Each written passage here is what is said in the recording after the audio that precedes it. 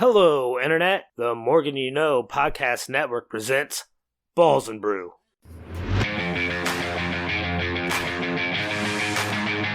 Hello and welcome to the flagship sports podcast here on the Morgan You Know Podcasting Network. Thank you for choosing to spend your time with us. Who is us exactly? My name is Rod Morgan. I'll serve as affable host, and joining me is the executive producer of this and every other podcast on the Morgan You Know Podcasting Network. Not only is he a producer, but quite frankly, he is a star on this network. He is the host of the wrestling show. Yeah, we know. He is the host of the sister show to Balls and Brew, which is the NBA Fast Break. That is just around the corner, folks. I'm such an NBA head that I know we are 3 weeks away from media days and NBA training camp, so that is exciting me.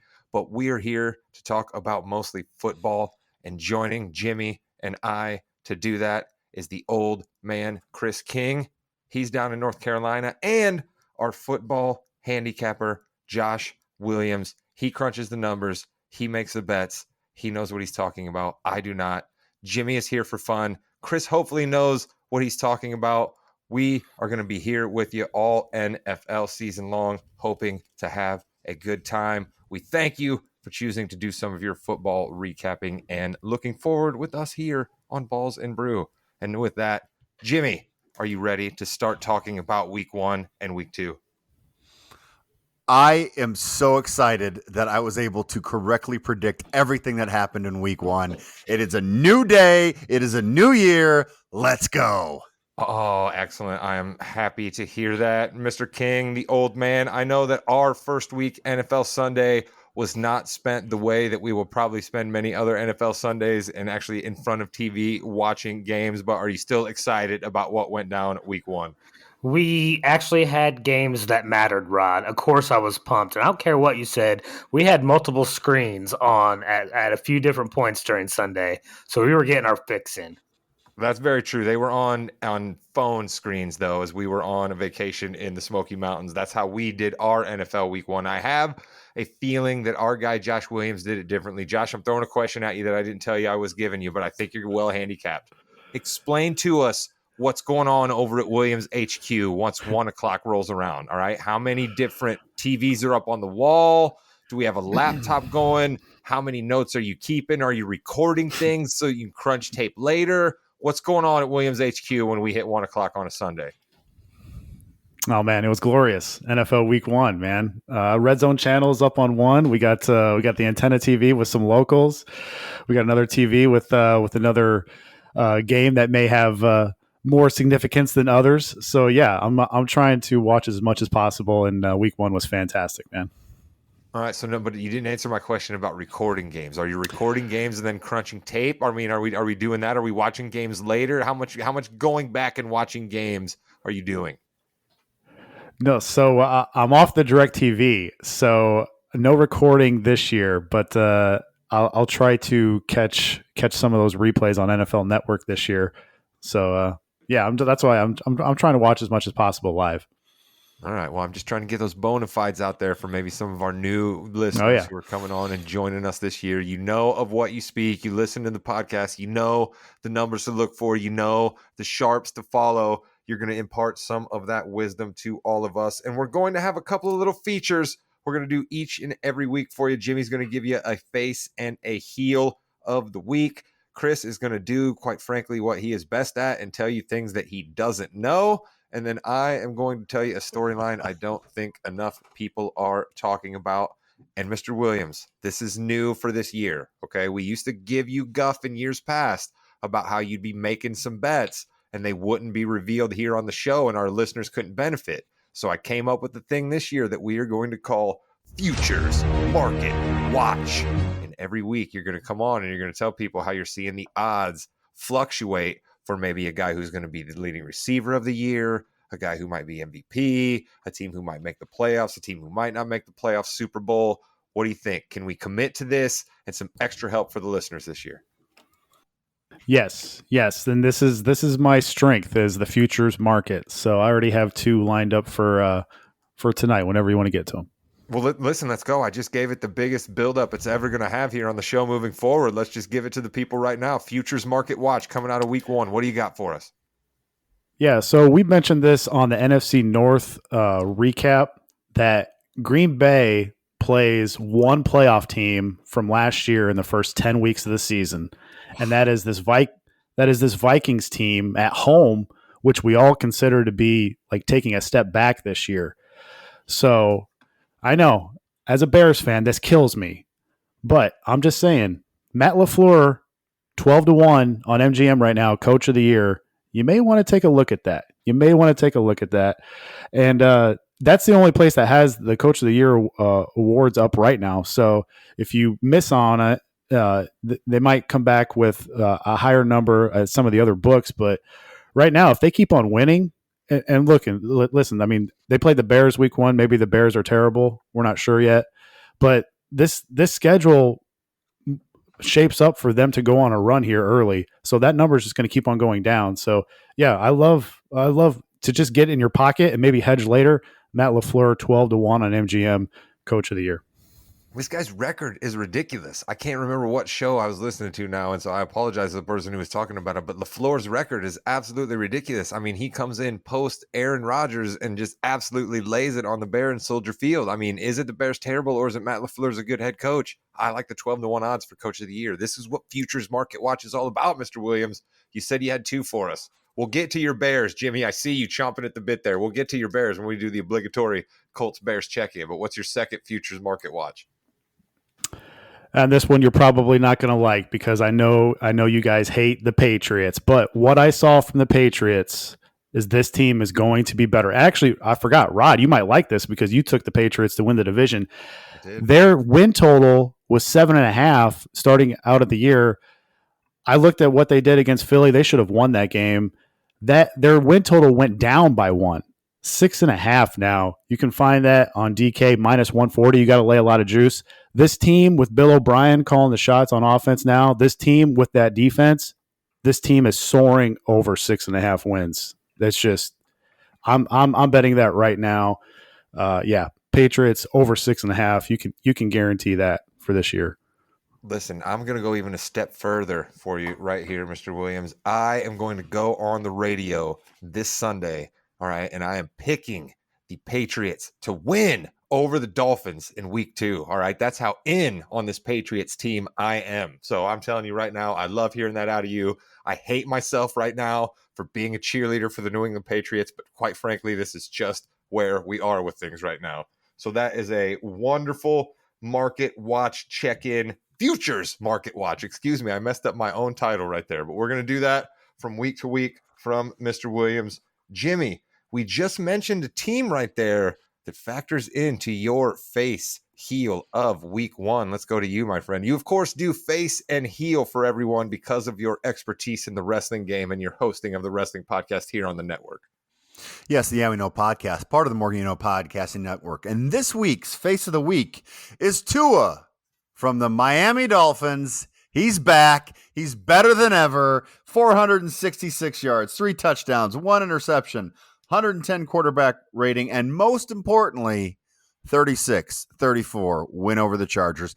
He looked terrific and was not really touched at all. Tua Tagovailoa, face of the week.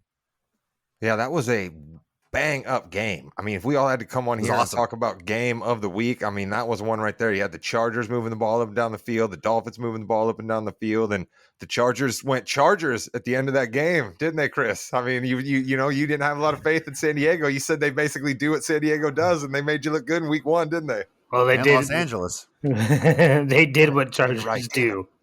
Yeah. But that game was just a great game, no matter who you were rooting for, because it was a literal back and forth game. I mean, the defenses didn't look great because they were getting ran all over, but Miami's defense at least stepped up a little bit when they needed it. But it was a great game, and I'm glad Miami came out on top. Listen, I think one point during this year we'll be able to convince Mr. Jim Risk over here, and we won't have many other things going on in the network, that maybe we'll finally produce a video podcast for people. And Chris, when we do that, I want you to continue having your cigarettes and putting them there near the camera, because it's like a 1970s football pregame show over here. Jimmy the Creek just burning heaters and talking about football games here. I absolutely love it. Mr. Williams, does Chris look like he knows more about football when he emphasizes his point with the cigarette? Oh yeah. Oh yeah, it does. It reminds me of the straight up like 1974 football against a spread pick show or something like that. But yeah, what I noticed from that Miami Chargers game is that Mike McDaniel had Tyreek lined up in the backfield, and then he would rotate him out and get a running start. And you could tell that caused havoc on the Chargers secondary the whole time. Great play calling by my man, Mike McDaniel. Oh, man, the Shanahan Love Fest is probably just beginning on this podcast here for week 1, rolling into week 2. But Jimmy, tell us about your heel of the week. On the exact opposite end of the spectrum, just a horrendous from the start game from my heel of the week, Danny Dimes. 104 passing yards, no touchdowns, 3 interceptions, 32.4 quarterback rating. And most importantly, Daniel Jones and the New York Football Giants lost 40-0 to just another team, because it can't be a rival if you always get beat, the Dallas Cowboys. Chris, I mean, you're the Cowboys fan here. We got to go to your thoughts there about Danny Dimes becoming heel of the week because the Doomsday defense is back in Dallas. Right, that's right. I'm so glad you mentioned that. Doomsday defense does indeed look like it's back. Listen, I don't know a lot of things, and I don't know if this is how bad Danny Dimes is versus how good the Dallas defense is. We'll find out maybe a little bit more versus the Jets, but it was a great win for Dallas. You love winning opening day, especially on the road, especially against a division opponent. And yeah, you're right. What is this, like 9 times in a row or something like that Dallas has beat New York? Mr. Williams, let's go to you for a panic meter here. Our guy Dayball, right? We love the Giants. We love Dayball, right? They were my team last year. I got to cash a bet on them. We were following them all year long. That you got to cash a bet on Dayball winning Coach of the Year. What's our panic level after a game like that? I don't think very much. I think Jimmy Jam just hates some Danny Dimes, man. He's he's just always ragging on Danny Dimes. But this was worse. I mean, I think the Cowboys defense is going to do that to a lot of teams this year. And we had some offensive, injuries up front there for the Giants. And my God, do you want to get the poor guy out in the fourth quarter in the pouring rain? I mean, there's no reason for him to be in there. And like I said, I love Dayball and Mike Kafka, the offensive coordinator, but this Giants team just does not have the personnel to contend with Dallas. I mean, Dallas has maybe the most talent in the whole league, and we'll see Danny Dimes and the Giants bounce back against Arizona this week. Yeah, another bad performance out of an NFC East team. Let's hope that we don't see that. We saw something bad out of an AFC East team. That was we maybe buried the lead, right? But I figure people have heard an awful lot about Aaron Rodgers up to this point. But Chris, I think you might be able to lead us into some Aaron Rodgers thoughts here with something you don't know. Yeah, so I definitely do not know what the NFL is going to do about this turf issue. I know a lot of people are pointing fingers at the turf for the reason Rodgers blew out his Achilles. Maybe that exacerbated it, but there is now proof that they don't need this turf. They have to go to grass so the World Cup will come to America because they can only play on grass. So there's no need for any of these stadiums to have anything but grass on them unless you're a true dome.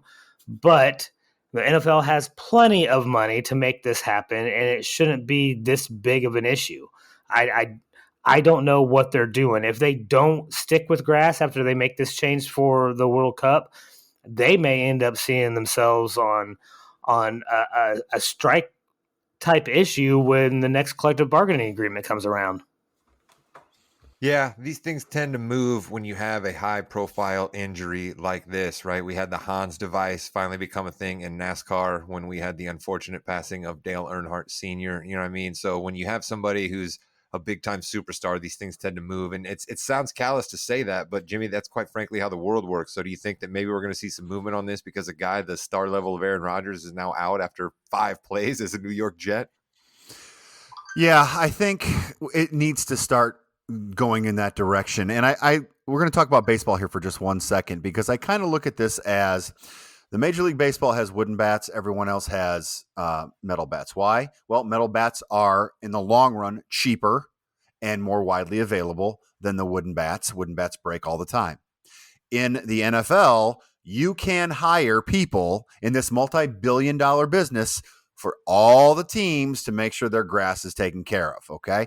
In high school, colleges, things like that, it makes more sense to go artificial turf. It does, because it doesn't take as much upkeep. There is upkeep, no question, but not as much. So I think that's where they're going to go. You're going to see a distinction between the pro-level turf and then everything else. All right, Mr. Williams, we won't make you go in on the turf here. Just talk about what you think this Rodgers loss ultimately is going to mean for the Jets. Do you think we're going to see them move for another quarterback? Do you think Zach Wilson maybe surprises everybody? Do you think the defense is good enough, right, to still have them in the running? What do you think here? Yeah, one quick thing on the turf. David Bakhtiari has been talking about this for a while, and he was tweeting nonstop on Monday Night Football that this has got to change. And it wasn't just because it was his former teammate in Rodgers. Like I said, he's been pro grass for a while now, so that was interesting to get his takes. And yeah, I think the Jets are going to have to go pick up somebody, for either free agency or make a trade. That defense is definitely good enough to win some games, get in the playoffs. Their running game, we saw Brees Hall come back from the ACL, and he just tore off some big runs. So we might be seeing the two best defenses go at each other this week when the Jets travel to Dallas. So in my opinion, I think you got to have somebody who's a real good clubhouse guy and somebody who is a game manager and somebody who is not going to throw any picks. Somebody who can move around in the pocket. To me, that's Jacoby Brissett. I think that's a real good option there for the Jets. And Jimmy's giving me the bad face, but if you go down like the 15 quarterbacks they're thinking about, like I don't want any of those guys. So you're right. When Jacoby Brissett is legitimately your best choice, not good. He's a gamer, though, Jim. Come on. We loved him when he was a Colt, right? He was a gamer. He was our guy. He stuck around. He wasn't a turncoat. He didn't just quit at the prime of his career. You know what? It might have been better if he did. Might have been better if he did. Not going to lie. If you look at the record, Oh, I'd like to just go so up and down on the Colts because it drives Chris crazy. I like to 1 minute be a rah-rah fan. He's so angry. Killing him. It drives him crazy. Look at him. It's going to kill him when Andrew Luck is wearing green and white here in another week, right? Who? Who's that? Who are you talking about? Who's that guy? Oliver Luck's kid? Did he do something? All right, listen. I'm going to talk about a guy who used to be a Jets quarterback. All right, I'm going to relate it to my gimmick every week, and that's going to be I'm going to talk to you about a storyline that you're not hearing on all the other podcasts, that ESPN's not throwing at you every minute. Maybe a few people are mentioning it, but not everybody. Here's what I'm going to mention to you. The Seattle Seahawks. It's time. It's time to abandon ship, folks. All right. If that bus is driving you someplace you do not want to be going where that bus is going, get off the bus. There might be a bomb placed underneath the bus. You might have to keep driving, look around and see if there was maybe a person who was once in Ferris Bueller on the bus with you. Bad things are going to happen on this bus. You want to get off of the Seattle Seahawks bus. It is not good. Listen to what just happened to them. They lost to the Rams, a team that we told you might be tanking to try to get a quarterback. They lost to the Rams. They gave up over 425 yards, total yards to the Rams, and only got 112 yards passing themselves. Oh, you think, well, maybe they ran the ball an awful lot. No, 85 yards rushing. Paltry out of the Seahawks. Only 46 total plays. 13 first downs. Not good. I told you Pete Carroll might be coach of the year. I told you the Seahawks might win the NFC West. I'm crazy. I'm not the football handicapper. Don't listen to me. People are not talking about how it's already over for the Seattle Seahawks. Jimmy, your thoughts? Wow. Yeah, that was big. I think what the Rams have right now is everyone is against us. So they have that for the first couple of weeks. And the Seahawks might have kind of fallen into that where, it's just the Rams. We're going to take care of them. I'm not that concerned right now. The Seattle running game can get better. That defense, though, I was a little worried about for sure.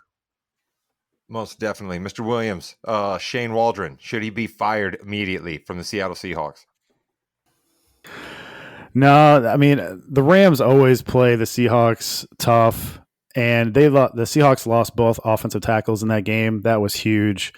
They do get safety Jamal Adams and cornerback Devin Weatherspoon back this week against the Lions. They're going to need them because that Lions offense was looking pretty good last Thursday night. But, yeah, it's definitely a disappointing start, but I would have the panic meter between 1 and 10, probably like a 5 right now for Seattle.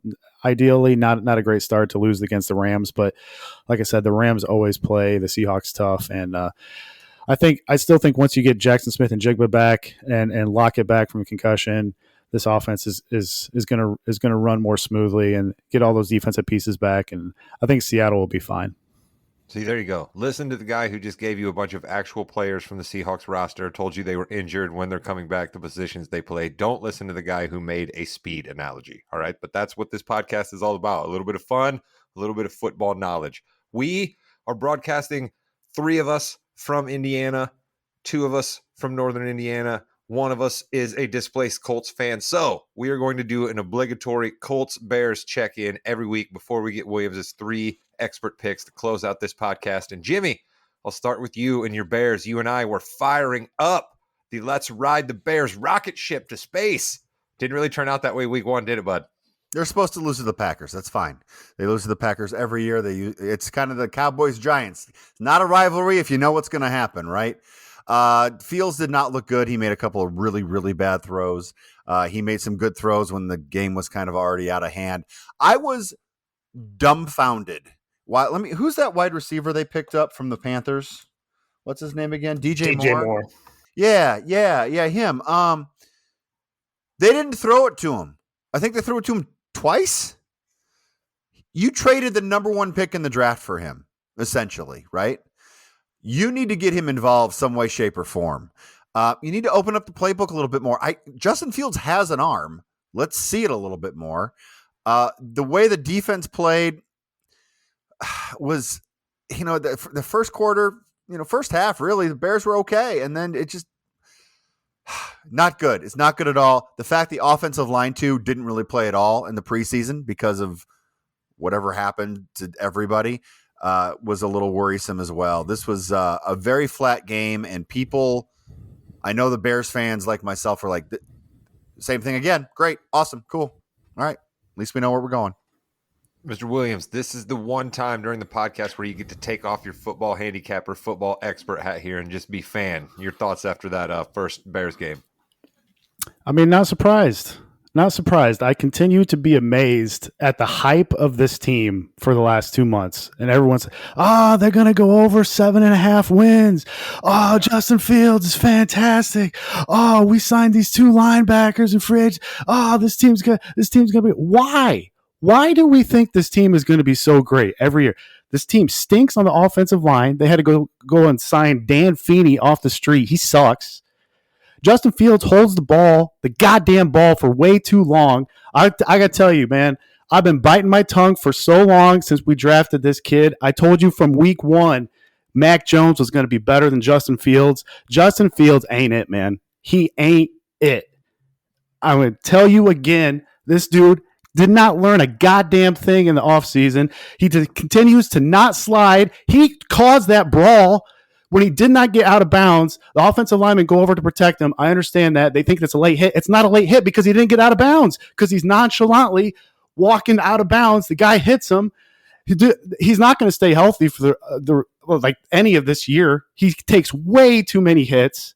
He can't process. He's the worst quarterback processing down the field. You sign DJ Moore. You throw him the ball 2 times, like Jimmy says, and you spend all this money on that linebacker position. Whippy, man. They made no difference. No difference at all. This team is second to worst pressure rate in the league. They're probably going to get torched by Baker Mayfield because Baker is awesome when he doesn't have to face pressure this week. I mean, who knows?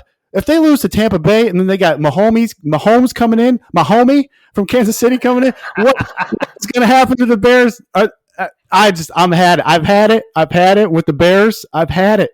And the Bears fans are all going to get on me. I don't care.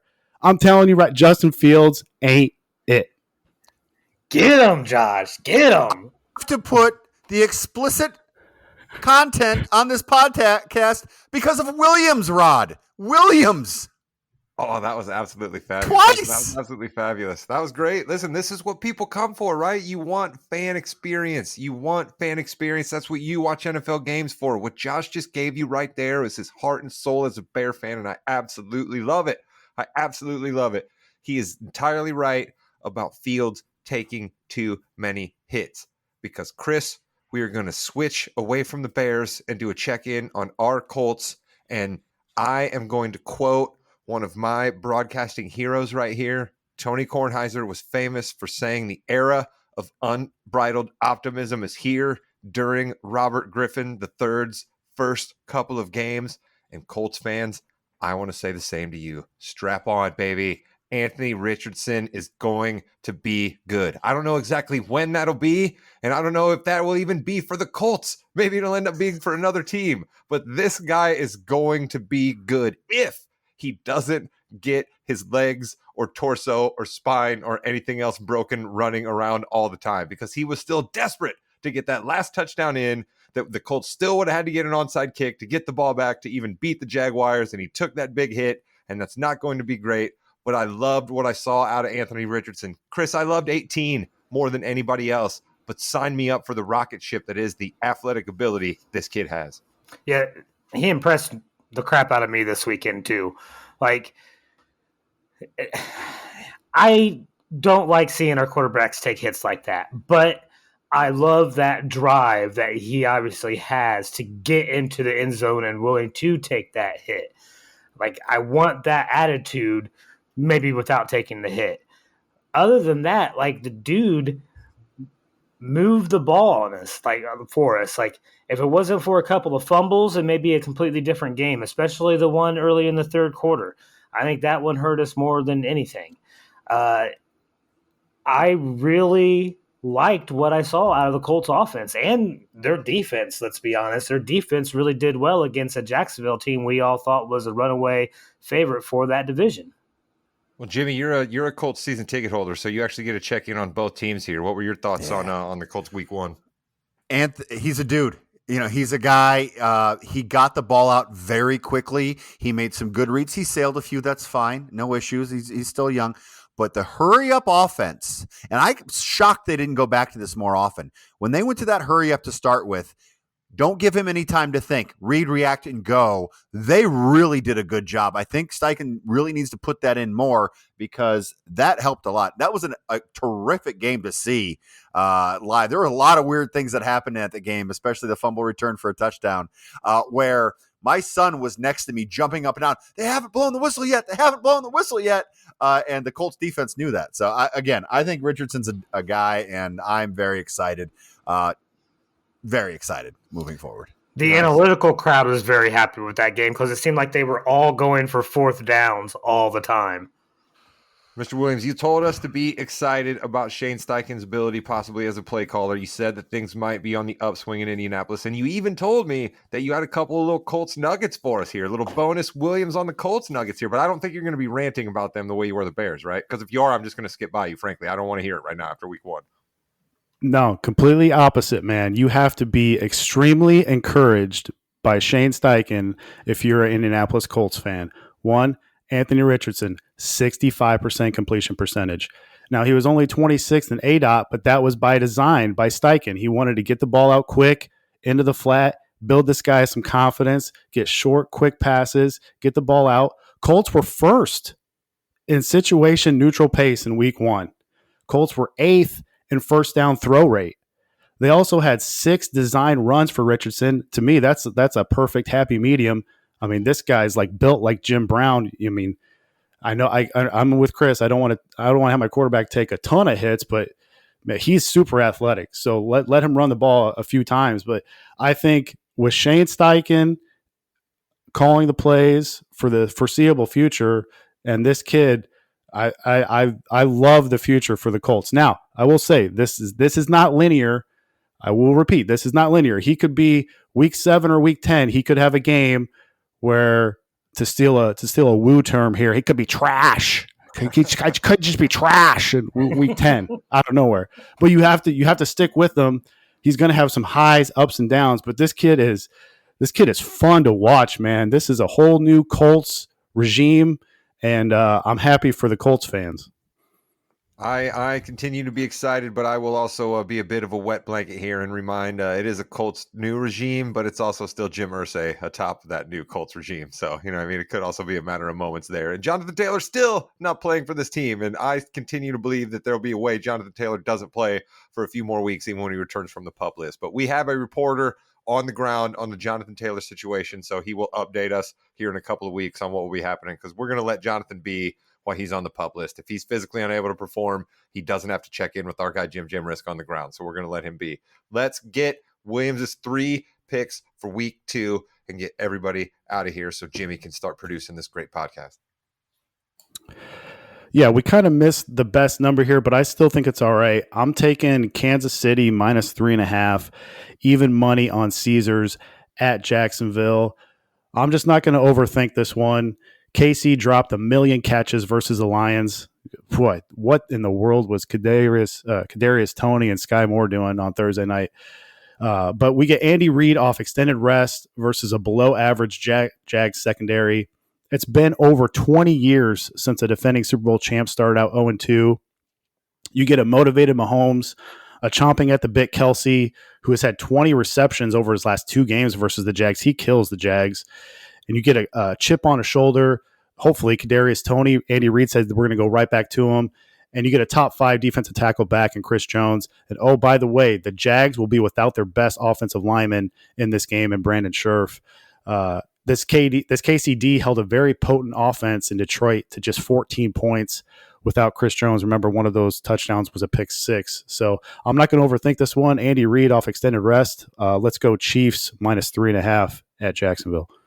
All right, the Lions were just mentioned there. Lions fans, you were thought of, and shout out to the Motor City, shout out to Motown for buying out blue ski masks from Amazon because one of their players told them we're villains and let's come in here with blue ski masks and not paper bags on our head for a change. Shout out to the Motor City. Chris, I see you shaking your head. You got to love that. You wear ski masks quite often. We won't talk about that, though. Yeah, no, but I'm thinking about getting a blue one because let's go Lions. I said last year, I'm going to believe it again this year.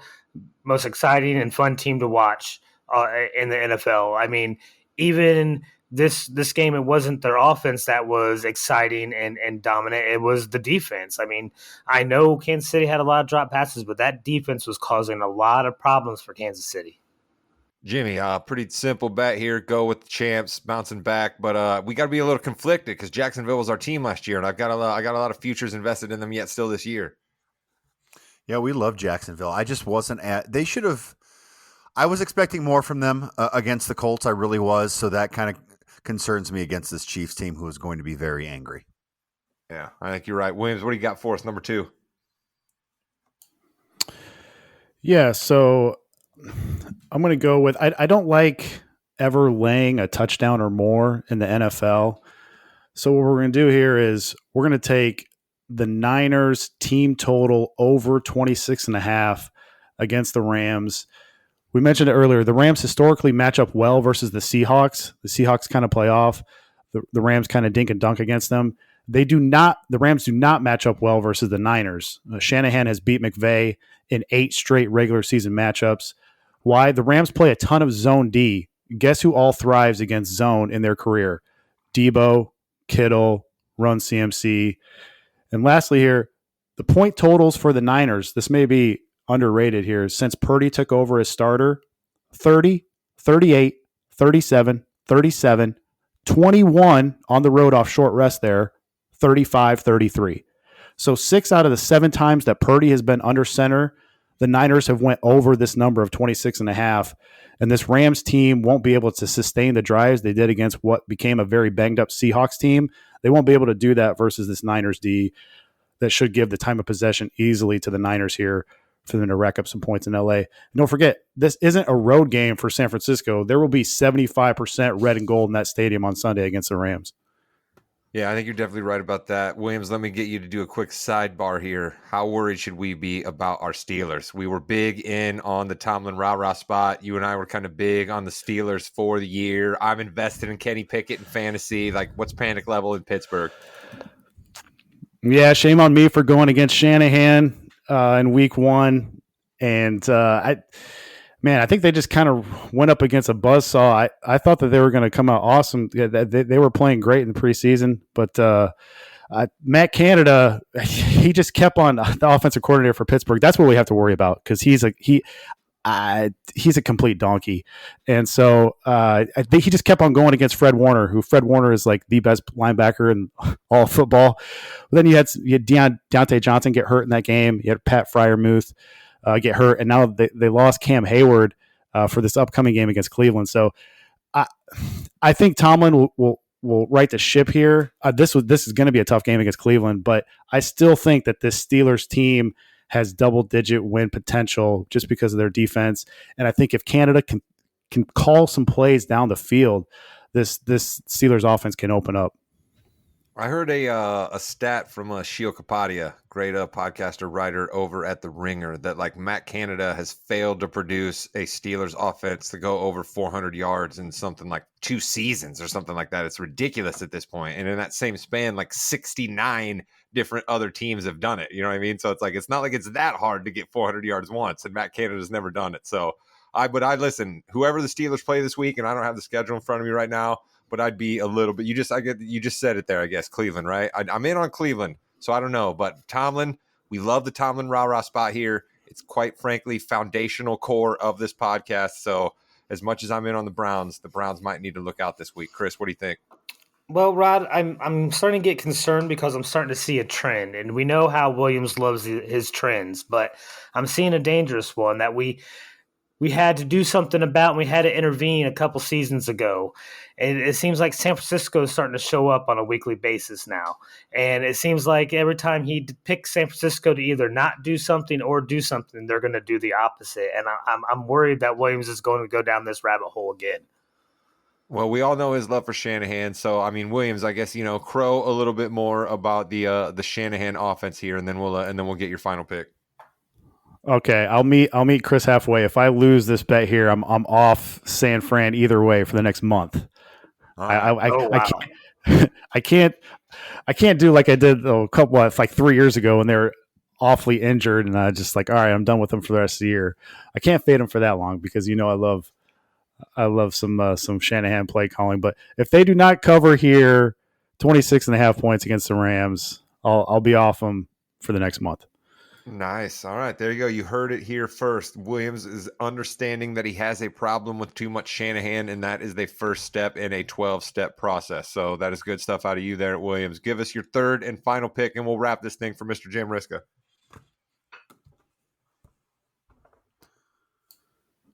Yeah, Ravens and Cincy. I'm gonna take the Bengals -3 here. You can find that -118 on FanDuel. It seems like the Vegas sportsbooks are begging the public to take Baltimore at +3, and even there's some +3.5s out there. So this line is moving up, but I'm not falling for it. The Ravens come out of week 1 with the most significant injuries out of any team. They're going to be without Humphreys and Williams in the secondary. They already lost J.K. Dobbins for the year, and they're going to be down 2 big offensive linemen and Stanley and Linderbaum in this game. I think Burrow bounces back big time versus this banged-up Ravens secondary. He's had success carving this Baltimore D up before. Like I said, he didn't get any training camp, hardly had any practice time. They got embarrassed last week versus the Browns, who the Browns seem to have their number going back. And lastly, you thought that I forgot about some referee stats, but they're back, baby, for 2023. Ref stats. Sean Hockley is calling this game. His crew called an above average 27% of the overall penalties on defensive backs last season. The Ravens were extremely sloppy last week despite the win over the Texans. Hockley's crew ranked 6th overall per game, assessing both defensive holding and pass interference penalties in 2022. Now you get a couple of backups in there for Baltimore in the secondary versus Burrow, Chase, Higgins, and Boyd. We're anticipating a breakthrough day for that Cincy offense on Sunday. All right, that's one way to possibly look at it, but another way to possibly look at it is something that I believe this particular host brought up, that maybe we should be a little bit more worried about Joe Burrow not having those reps and not having much of an offseason. Chris, you're the Joey Burrologist around here. What's the verdict? I mean, we went through this last year, right? He missed all of his preseason.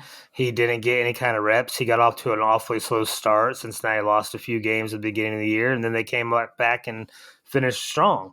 I think you're going to see pretty much the same thing. Even if they lose this game, I'm not ready to hit the panic button yet.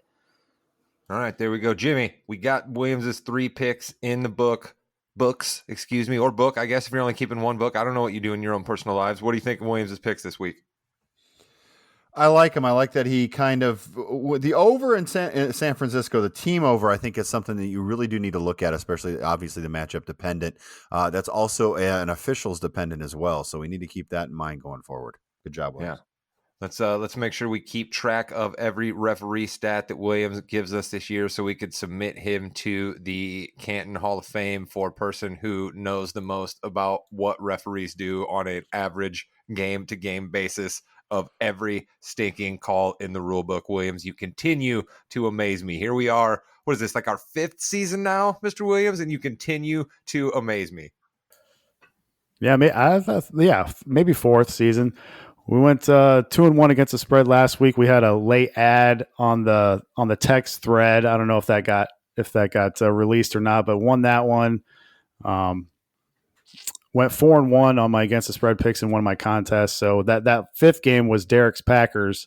I hated to admit it, but going against my Bears. But hey, we're off to a decent start. Let's keep it rolling week 2. There we go. We'll start the year at 2-1. That's where our handicapper sits. We got Jimmy's face and heel. Chris told you something he didn't know. I complained about the Seahawks because that's secretly what stuff people aren't talking about is going to be, folks. You guys are all smart podcast listeners. You'll pick up on it sooner or later. Week 1 in the books. Week 2 is happening right now as we speak. So we are going to end this podcast. Go off and watch some football. You enjoy watching some football. Stay tuned to the Morgan Podcasting Network. This particular feed right now that you are listening to, we have a pop culture show coming up for you very soon, and we have all the wrestling takes you are going to need, including a couple of wrestling hosts who are going to attend a wrestling event live and in person. You're not going to get that everywhere else that you listen, only here on the Morgan Podcasting Network. Until then, that's the Morgan Goodbye, Internet.